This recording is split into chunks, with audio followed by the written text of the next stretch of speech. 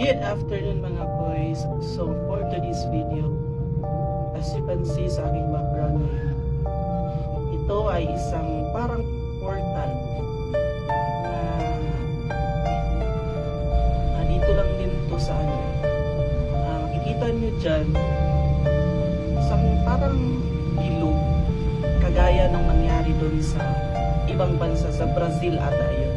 Parang bilog o ring din pero black. Pero ngayon, ito, tingnan nyo guys.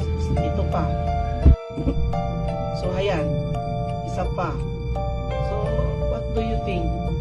Guys, saan ito nanggaling? Anong nangyari? Or, what do you think? Sa inyo, saan ito nanggaling? Ito pa isa. Ito. So,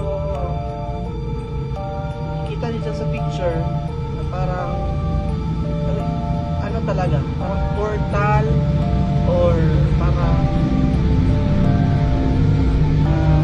apoy na pabilog. Ito pa, ibang picture. Ayan, sa malapitan, kita niyo guys. So sa tingin niyo, ano ito? Edited ba to or hindi? Or normal na talaga to? Or dito ba talaga sa Pilipinas? What do you think guys? Ito pa, isang picture, kita mo. So, ang dami na nangyari sa mundo ngayon na hindi normal. So, hindi mahirap i-explain. At ito ang panghuli na pictures. So guys, kung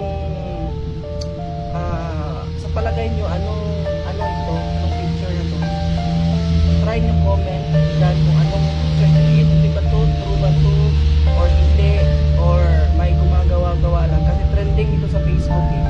So what do you think guys? Ito ba ay edited or real? Kasi para sa akin, parang 50-50 pa ako eh. Sa inyo guys, what is your opinion?